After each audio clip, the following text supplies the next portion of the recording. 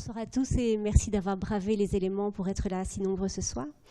Donc, avec cette courte présentation, je vais vous parler des moyens dont on dispose pour étudier le climat et en particulier des moyens d'observation dont on dispose aujourd'hui et quels sont ceux qu'on prévoit d'avoir demain. Alors, on dispose de milliers, de millions de données qui sont obtenues soit par des moyens d'observation qui sont basés au sol, soit à bord de bateaux. On a aussi toute une flotte d'instruments embarqués qui permettent en fait de faire des mesures depuis les plus hautes altitudes, donc soit embarqués à bord de ballons, embarqués à bord d'avions, comme les avions lignes que vous prenez régulièrement, comportent des instruments qui peuvent mesurer des données qui sont utiles pour l'observation du climat. Et enfin, les données qui sont obtenues par des instruments embarqués à bord de satellites. Et je vais parler de ça en détail parce que ça, c'est vraiment mon domaine de recherche. Et donc, toutes ces données sont ensuite combinées. On les utilise de manière conjointe et on les intègre dans des modèles. Donc, le terme qui va revenir plusieurs fois dans ma présentation, c'est l'assimilation de données. Et ça consiste en fait à utiliser ces données de manière intelligente dans des modèles, en pondérant en fait chaque donnée par le niveau d'incertitude qu'on a, la sensibilité à différentes altitudes, pour qu'elle soit exploitée au mieux dans ces modèles. Et ces modèles, ce sont ceux qui représentent la connaissance qu'on a de l'atmosphère. Alors, ils sont utilisés dans deux sens. Dans le sens vers l'avant, pour faire des prévisions du temps, donc celles que vous connaissez, que vous regardez aux journaux télévisés. Et on peut aussi les utiliser vers l'arrière. Là, on les appelle, c'est plutôt en mode réanalyse, pour faire le suivi des changements climatiques. Donc, ce sont les mêmes données qu'on va utiliser pour faire à la fois la prévision météorologique et à la fois le suivi des changements climatiques. Alors, quels sont les paramètres qui vont être utiles pour observer justement les variations et surveiller comment le climat évolue au cours du temps? Ici, c'est la liste de toutes les variables qu'on appelle les variables climatiques essentielles, qui sont celles qui ont été identifiées par un organisme qui s'appelle WMO comme étant celles qui sont importantes pour suivre l'étude du climat. Donc il y a bien sûr les trois marqueurs que vous connaissez qui sont beaucoup rapportés dans les rapports, comme les rapports du GIEC, qui sont à la fois les températures en surface et à différents niveaux d'altitude, la hauteur du niveau de l'eau et l'épaisseur de la glace. Donc ça, c'est les trois dont vous entendez le plus souvent parler, mais il y en a toute une série d'autres, comme les vents, le contenu en vapeur d'eau, les niveaux de pression. Et alors, il y a bien sûr tous les gaz à effet de serre qui sont rappelés ici. C'est quoi un gaz à effet de serre? C'est un gaz, il y a deux propriétés pour être un gaz à effet de serre. Il faut qu'il absorbe dans l'infrarouge. Ça, c'est la première raison d'être un gaz à effet de serre. Et la deuxième, il faut qu'il soit présent en concentration suffisante dans l'atmosphère pour avoir un impact significatif, pour qu'il ait le temps, en fait, de se balader tout autour du globe et d'avoir un impact significatif. Alors, sans les gaz à effet de serre, on ne serait pas là pour discuter ce soir, parce qu'il ferait moins 18 degrés à la surface de la planète. Donc, c'est grâce aux gaz à effet de serre qu'on a des températures clémentes et que la vie a pu émerger. Donc, ici, ce qu'on voudrait surveiller, c'est comment l'augmentation de ces gaz à effet de serre dont on contribue en fait à augmenter les concentrations, va conduire à des impacts sur différents paramètres et notamment sur la température. Et donc c'est tous ces paramètres qu'on voudra pouvoir surveiller le plus précisément possible, d'une part, et d'autre part tout autour du globe, pour avoir vraiment une vision globale de comment ils évoluent dans le temps. Alors ici, sur cette figure, vous avez un aperçu des mesures dont on dispose actuellement avec différents moyens d'observation. Ici, ce sont les mesures de température et comme vous voulez voir, au niveau de la surface, on dispose de radiosondages, de tout un système de bouées qui est déployé notamment dans les océans, dans l'hémisphère nord et dans l'hémisphère sud, et des bateaux qui sont équipés aussi pour faire des mesures fréquentes de température. Alors, je l'ai mentionné au début de mon exposé, on a aussi les mesures à bord des avions de ligne qui sont très utiles aussi pour faire un suivi des différences de température sur les altitudes auxquelles volent les avions. Et alors enfin, l'émergence ces dernières années des données satellites qui jouent un rôle très important pour obtenir des mesures précises et surtout une vision globale de tous ces paramètres. Alors on a deux types de satellites, ceux qui volent ce qu'on appelle en orbite polaire, c'est une orbite située vers 750-800 km. On a une quinzaine d'orbites autour de la Terre et selon leur localisation, on va couvrir le globe et chaque endroit va être observé plusieurs fois par jour. Et on a un autre type de satellite, ceux qui volent à 36 000 km sur l'orbite géostationnaire, avec ici sur la présentation ici 3 séries de satellites différentes qui observent des parties différentes de la Terre. Donc en orbite géostationnaire, on va toujours observer le même morceau de la Terre puisque c'est l'orbite qui tourne en même temps que la Terre, on va dire. Alors, toutes ces données sont importantes et donc on a en particulier les données satellites qui ont explosé ces dernières années, avec ici sur cette représentation schématique tous les satellites qui volent actuellement et qui sont utilisés pour sonder soit l'atmosphère, soit l'océan. Donc si vous connaissez des noms de sondeurs qui mesurent la température, la hauteur des vagues, etc., ils sont probablement embarqués sur un de ces satellites. Moi, je travaille en particulier sur un sondeur qui s'appelle YASI et qui est embarqué sur le satellite METOP qui est représenté ici et qui vole en orbite polaire. C'est un instrument qui mesure la composition de l'atmosphère, donc à la fois la température mais aussi les concentrations de toute une série de gaz. Et donc je vous disais, le nombre de données a explosé ces dernières années et c'est surtout depuis l'avènement des données satellites. On va voir ici sur la petite animation qui a été fournie par le centre météo, donc ECMWF, qui est le centre météo européen, qui collecte un maximum de données qui sont disponibles par tous ces systèmes d'observation. Et vous voyez que depuis les années 1900 et l'animation court jusqu'à ces dernières années, on voit la multiplication de ces données et c'est toutes celles qui sont utilisées dans les modèles pour contraindre le plus possible le modèle et qui puissent faire les meilleures prévisions possibles en fait. Et donc, vous voyez que c'est surtout au début du siècle des données qui sont observées soit au-dessus de la mer, avec une bonne répartition géographique, soit des données locales, mais qui sont surtout réparties dans l'hémisphère nord. Alors, je vais avancer un peu, si je retrouve ma souris. Je ne retrouve pas la souris, c'est pas grave. Voilà. Je vais avancer un peu dans le temps et vous allez voir qu'à partir des années 70, on a une bien meilleure couverture géographique, notamment dans l'hémisphère sud, parce qu'on a les données satellites qui commencent à arriver. Et donc, vous voyez qu'au jour d'aujourd'hui, il y a plus beaucoup d'endroits qui ne sont pas sondés systématiquement. Et on a vraiment une couverture excellente, notamment au-dessus de la mer. Alors, pourquoi au-dessus de la mer? Parce que les données sont un peu plus faciles à utiliser au-dessus de l'eau, où il n'y a pas de variation due à l'émissivité particulière des sols et des tas de paramètres comme ça qui nous ennuient un peu quand on fait des observations au-dessus de la Terre. Mais vous voyez que, et on va le voir dans les résultats que je vais vous montrer, on a maintenant aussi une bonne couverture de l'hémisphère sud, ce qui n'était pas du tout le cas au début du siècle. Alors ici, on a une sorte d'histogramme qui vous montre le nombre de données qui sont utilisées donc, dans ce centre météo ECMWF, c'est PMT en français, et qui sont toutes les données qui sont utilisées au jour d'aujourd'hui, et si vous avez une prévision jusqu'en 2017, pour faire les prévisions météorologiques dont vous disposez notamment via tous les moyens télévisés. Et donc on voit une explosion de ces données, et à partir du début des années 2000, on voit qu'on utilise de manière systématique les données satellites et qu'il y en a tout un tas. Donc on a à peu près 5 instruments différents, pas nécessairement à bord de satellites, mais qui sont rajoutés chaque année. On retrouve ici en vert. Ici, c'est le satellite METOP que j'ai mentionné tout à l'heure et qui fournit en fait une contribution tout à fait déterminante à l'amélioration, à la quantité des données, mais aussi à l'amélioration des prévisions météorologiques. Et donc, chaque satellite a ses spécificités, mesure tout un tas de différents paramètres. Je n'ai pas le temps, bien sûr, ici de rentrer dans le détail, mais ce qu'on va voir, c'est que justement, l'augmentation de ce nombre de données fait que les prévisions sont de plus en plus fiables. Alors, c'est quoi, comment ça fonctionne en fait cette assimilation de données?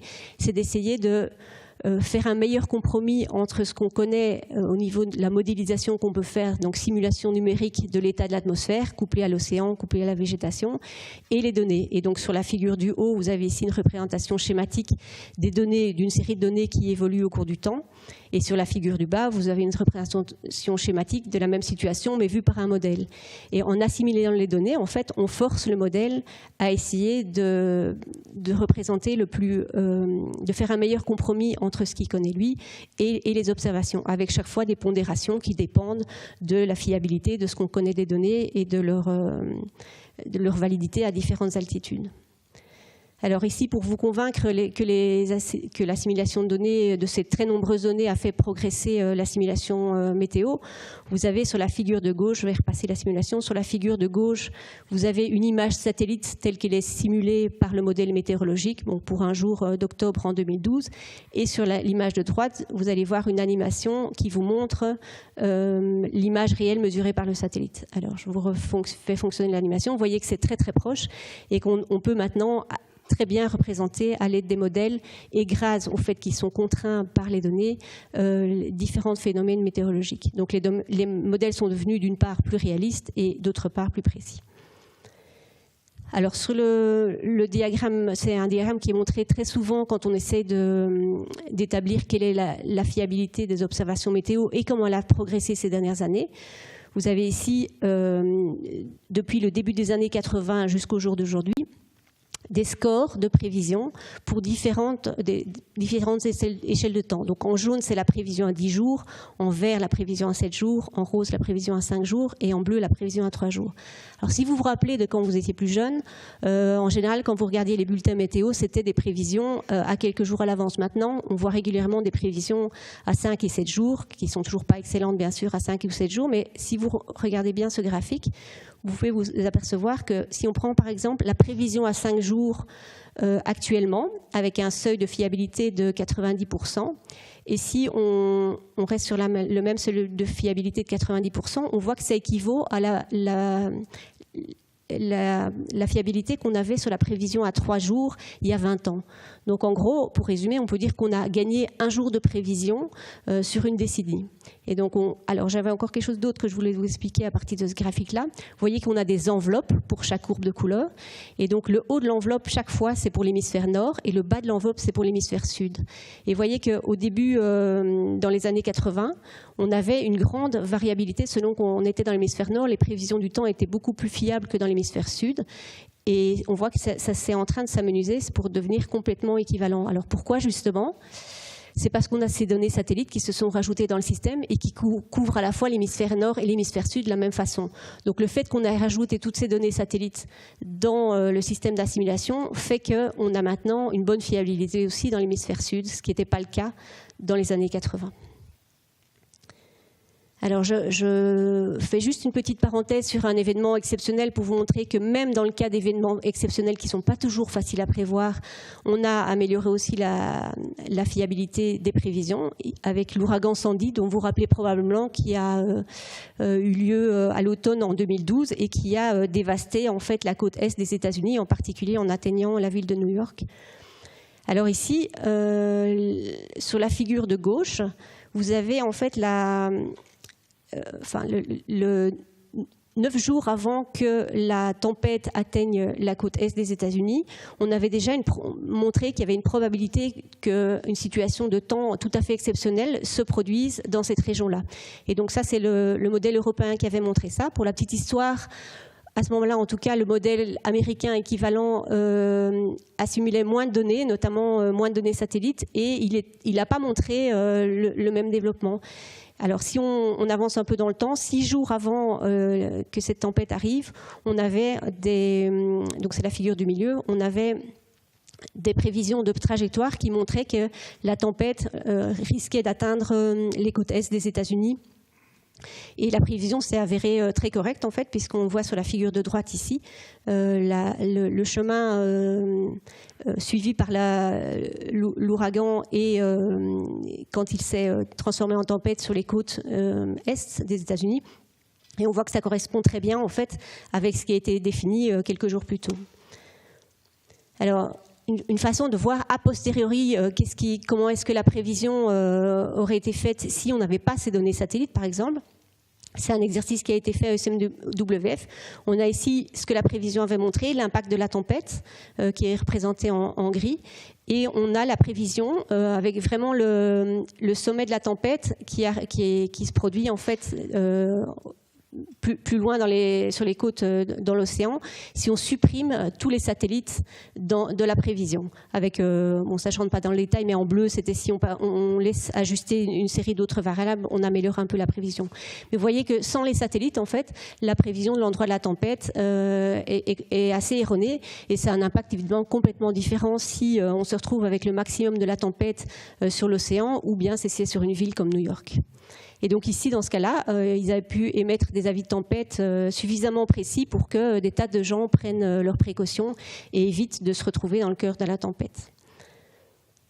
Alors sur la petite animation que je vais vous montrer ici, je la trouve très bien faite et l'idée c'est donc je la lance. L'idée c'est que quand on regarde une tempête, on regarde un détail météorologique.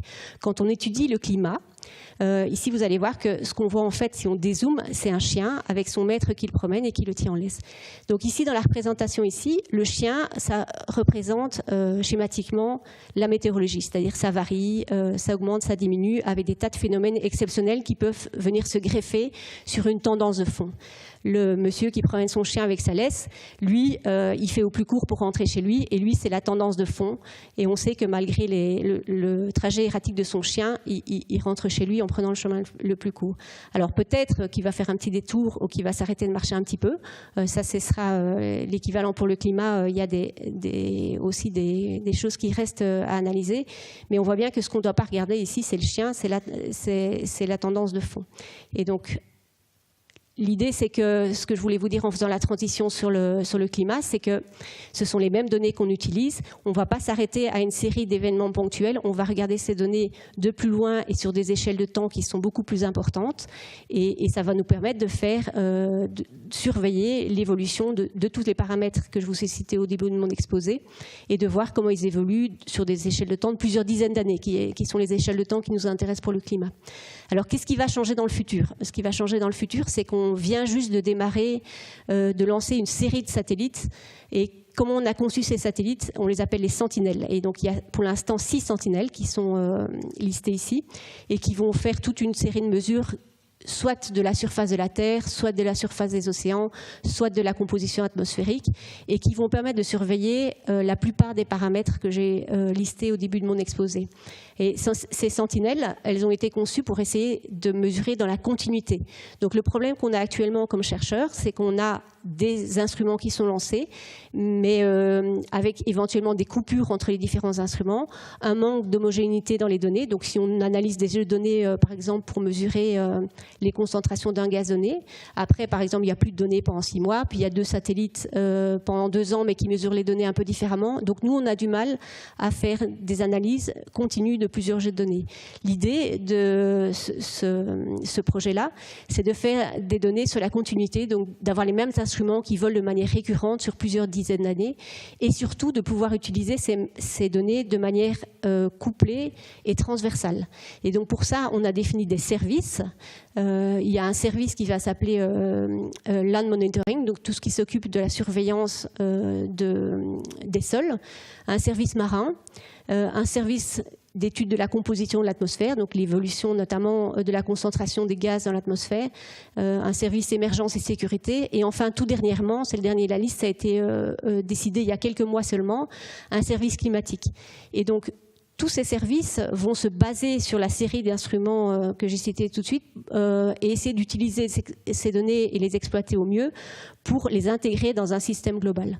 Alors pour faire le lien avec toutes les slides que j'ai montrées avant, le service climatique, c'est le centre météorologique européen, ECMWF, qui va être chargé de mettre en œuvre cette politique, en fait, d'utiliser les données. Et pourquoi c'est eux qui ont été choisis? Parce qu'ils ont justement une grande habitude d'utiliser toutes ces données, tous ces indices de variation climatique et de les intégrer dans leur modèle.